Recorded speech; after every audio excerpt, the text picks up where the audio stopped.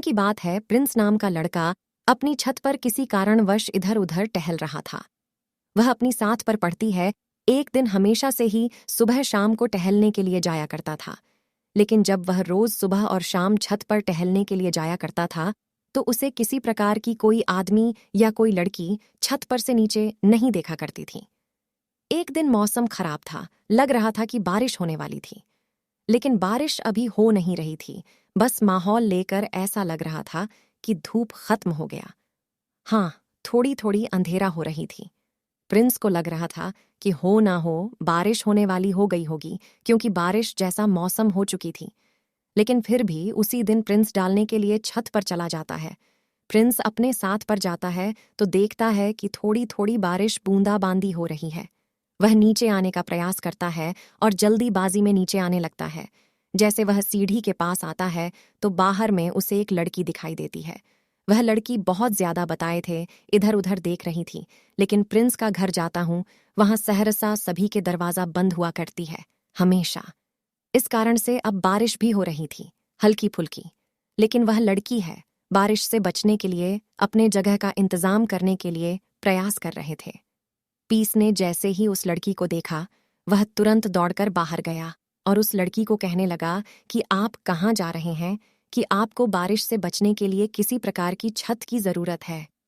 तू ही वह लड़की रहती है कि हाँ, मुझे तो एक गाड़ी का इंतजार है, मुझे कहीं जाना है, लेकिन वह कभी नहीं मिल रही है। बारिश का मौसम है और मौसम भी खराब है।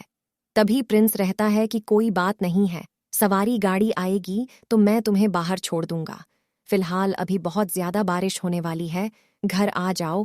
और सही में मौसम बहुत ज्यादा खड़ा होता, बिजली बहुत ज्यादा कड़क रही थी और ठंडी का मौसम चल रहा था। ऐसे में बाहर पानी में भीगना अभी बारिश के पानी में बहुत ज्यादा खराब हो सकता है, शरीर के लिए है।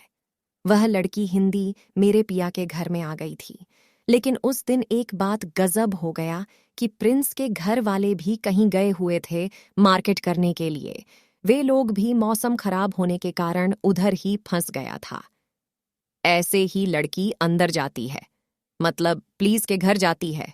वैसे मोबाइल में फोन आता है जो कि उसके मम्मी पापा का फोन होता है। उसे कहता है कि बारिश बहुत ज्यादा होने वाली है, इस कारण से मैं तुम्हारे मामा के घर रुक गई हूं। मैं सुबह आऊंगी, तुम अपना खाना बनाकर खा लेना और सो जाना सही से। अब तो वह लड़की और प्रिंस घर में बिल्कुल अकेला था। लेकिन प्रिंस को रसोई घर में खाना बनाना मिलकर भी नहीं आता था। वह सोच रहा था कि मैं किस प्रकार से ही खिला लूंगा और क्या बना लूंगा। तभी वह लड़की कहती है कि आपके घर में कोई नहीं है, लग रहा है। तो वह लड़का कहता है कि मेरी मम्मी कभी फोन आए थे, वह बोल रही है कि कल सुबह आएगी, घर मौसम खराब है।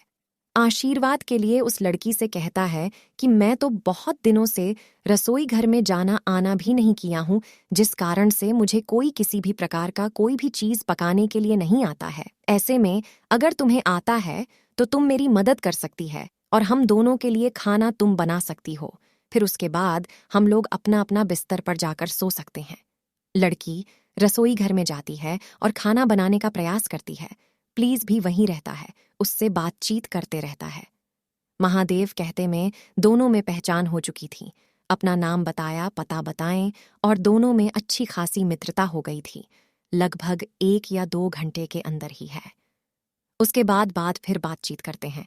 बातचीत करते में वह ऐसे ऐसे रात के 10 और बज जाते हैं और लड़का रहता है, मतलब कि प्रिंस रहता है कि मुझे नींद आ रही है, चलो तुम्हारा कमरा बता देता हूँ। तुम मेरी मम्मी पापा के कमरे में सो जाओ, मैं ऊपर जाकर अपने कमरे में सो जाऊंगा। लड़की कहती है कि ठीक है, मुझे कमरा बता दो, मैं जाकर सो जाऊंगी। प्रिंस जाता है और उसे कमरा बता देता है।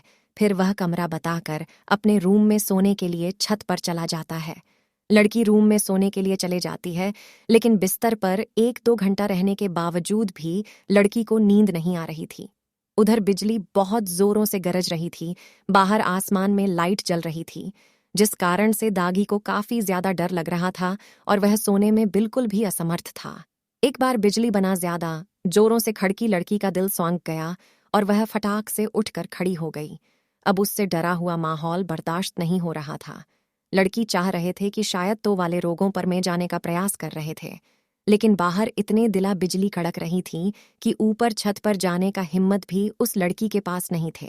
फिर जैसे तैसे हिम्मत करके, वादा ना कि अपने दोनों हाथों से कान बंद करके छत पर पहुंच गई जिस रूम में प्रिंस सोया करता था। ऐसे तो ऊपर में बहुत सारा हारून था, लेकिन थोड़ी देर रुक में इधर उधर देखने के बाद पता चला कि यहाँ प्रिंस किस रूम में सोया है। प्लीज बिना दरवाजा बंद किया हुआ है सो गया था, क्योंकि उन्हें पता है कि लड़की को किसी भी प्रकार की जरूरत होगी तो वहां सकती है। जैसे ही लड़की प्रेस का दरवाजा खोल दी है, प्रिंस अपने बिस्तर में लेटा हुआ था और उसे नींद भी आ गए थे। वहां नींद में सो रहा था। लड़की ने सोचा कि मैं ऐसे क्यों उठाऊंगी, मैं इसके पास थोड़ा सा हटकर ही सो जाती हूँ, सुबह तो हमें घर भी जाना है। ऐसे में वह लड़की वैसे बगल में थोड़ा सा हटकर सो जाती है।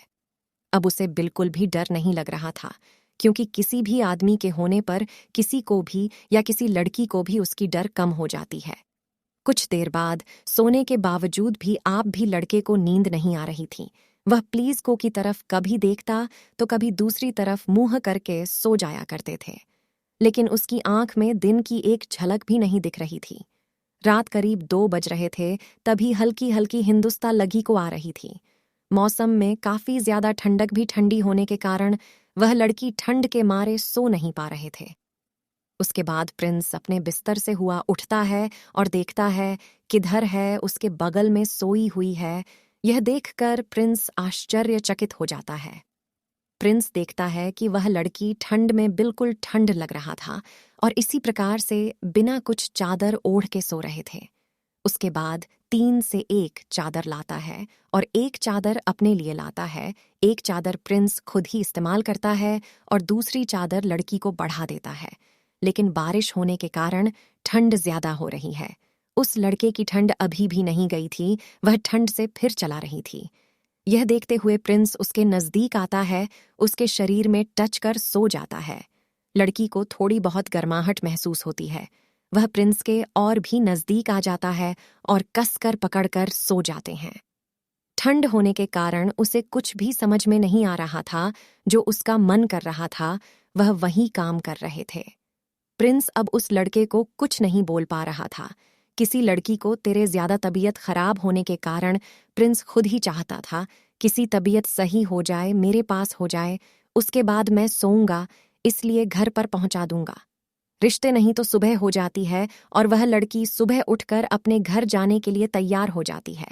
लेकिन अभी भी उसकी तबीयत ज्यादा खराब थी, लेकिन उसके घर से फोन भी आ रहा था। इस कारण से वह रोकने का बिल्कुल भी नहीं सोची थी। फिर तैयार होने के बाद बहुत प्रेम से कहती है कि मुझे बाहर हो तो किसी सवारी वाली गाड़ी के पास में अपने घर चली जाऊंगी। उसके बाद प्रिंसेस छोड़ने के लिए अपने पास के बस स्टैंड में जाता है। उसे जहां जाना था वहां का टिकट बना देता है और उसे बस पर बैठाकर कहता है कि ठीक है, अपने घर चले जाओ। उन दोनों की मुलाकात बस इतनी सी ही रहती है और उन दोनों की मुलाकात बस थोड़ी सी ही रह जाती है। उसके बाद से ना तो प्रिंस कभी उस लड़की से मिला है, ना वह लड़की प्रिंस से मिली।